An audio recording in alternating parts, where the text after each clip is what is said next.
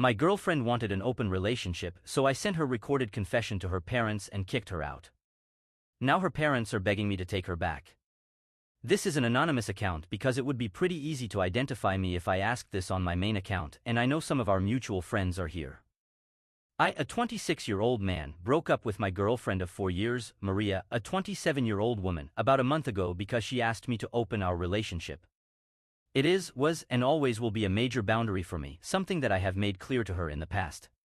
We've had a great relationship, and the only thing that stands out, and the only reason it stands out now, is because of this situation. She progressively started making a lot more sensual jokes about some of our shared friends over the last few months. Some involved her being with them, and others were jokes about threesomes.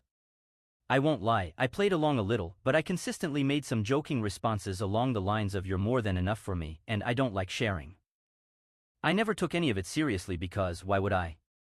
Until she asked, and I realized that she was probably trying to gauge my response and see how open I was.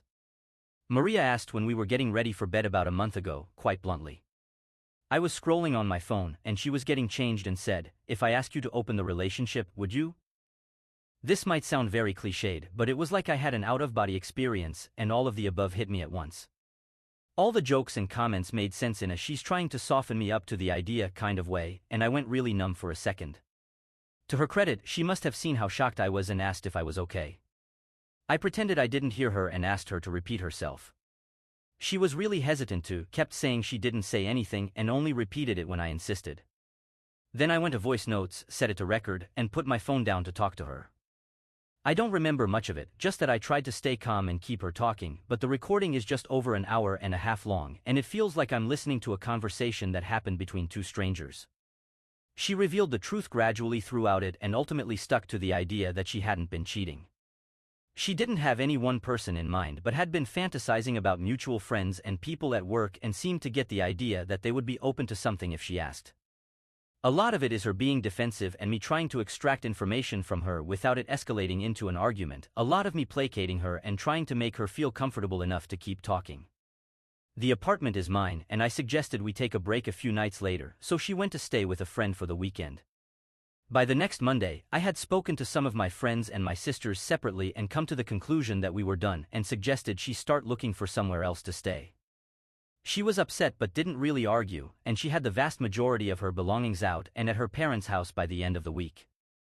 2 days ago, her mother reached out to me to say she was disappointed in how I'd handled everything. The message wasn't really framed in a way that she was reprimanding me, more that she wished we could have worked it out. She then added me to a group chat with her husband, my ex's stepfather, and they both kind of tag-teamed me, saying that we could work it out, I was making a mistake, and that I shouldn't overthink things. I eventually got it out of them that my ex had fed them a very vague story that we had broken up because she had wanted to take the next step in our relationship and that I had freaked out, we had argued, and she had been effectively kicked out.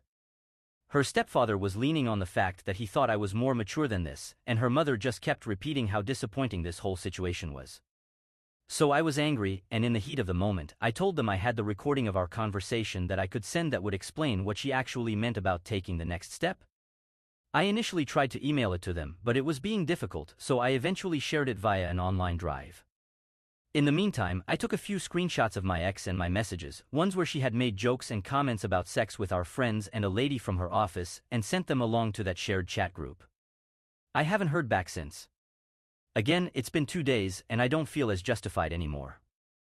A good few of my ex's comments were about other women, and I'm freaking out because I don't know how open she's been about her sexuality with them. I also think I shouldn't have engaged at all, and I shouldn't have felt the need to prove my innocence to either of them. Am I in the wrong? I've checked in with friends and on social media, and it doesn't look like there has been any fallout. Also, my ex blocked me a week ago before I spoke to her parents, so I can't really contact her without going in person, and at this point, is it too late to even give her a heads up or check in? Update: Hi everyone, I want to preface this with a genuine thank you. I came to this forum because my mind was all over the place yesterday, and you all helped me clear it up a little, even the people who clearly weren't trying to be helpful. As a result, upon reflection, I'm not sorry for recording her. I understand that people don't like the idea of being recorded by an intimate partner, especially when having an intimate conversation, and you naturally support Maria on that front out of solidarity, but all I can say is you do not know what Maria is like or what our relationship was like either. Story 2, I am currently 8 weeks into my pregnancy. I had gone for a routine pap smear and disease screening. A few days later, I tested positive for gonorrhea. I had never cheated on my husband and never expected that he cheated on me. When I confronted him with the test results, he seemed genuinely shocked and insisted there had to be a mix-up with the results. He swore up and down that he had been faithful and there was no way that it could be true. I insisted that he get tested. He agreed to do it, and as the days passed, he admitted that he had met a woman online and had sex with her.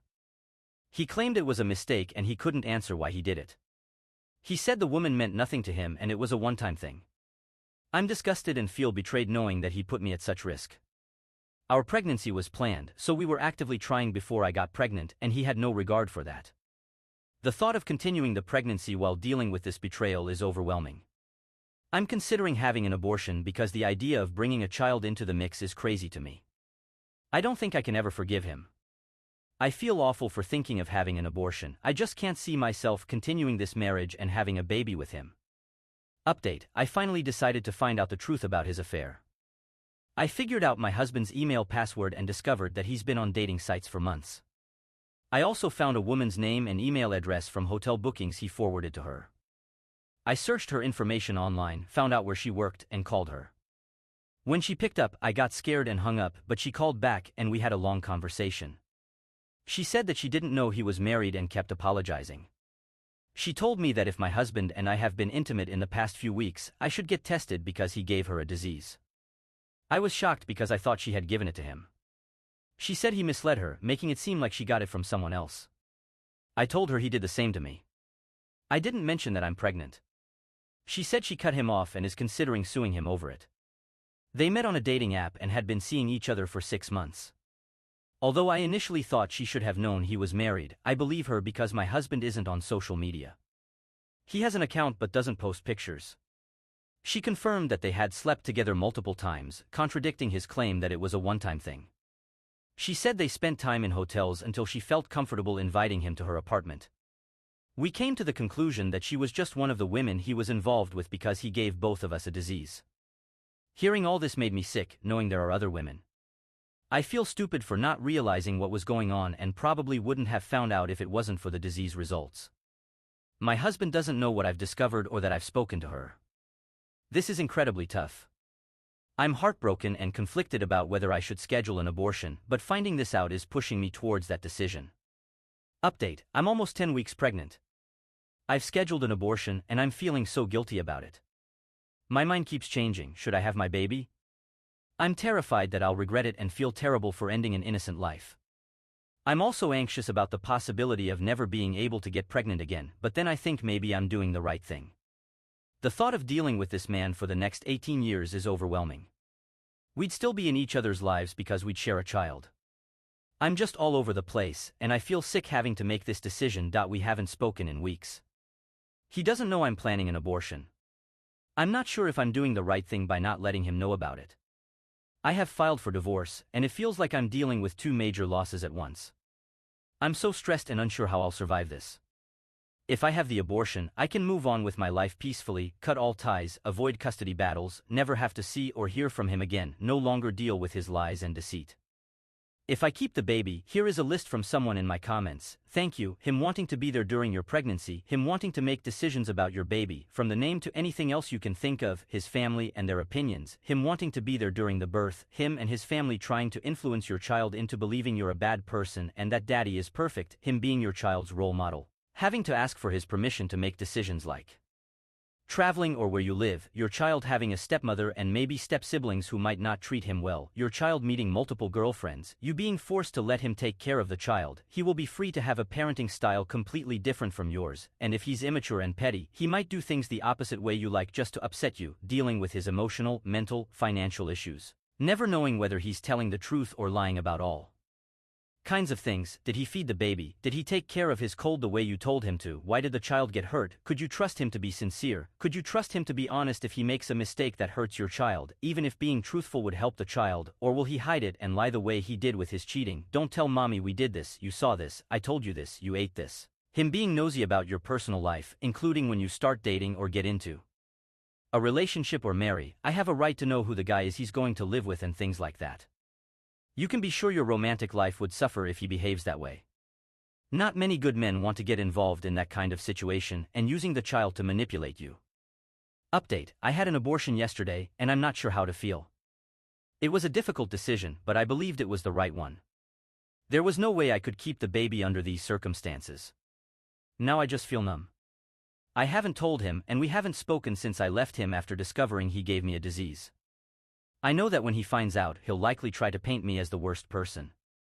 I'm not sure if he deserves to know the truth or if I should just say I had a miscarriage. Thank you so much for reading until the end. If you really like our posts, then don't forget to like, share, and subscribe. Have a good day.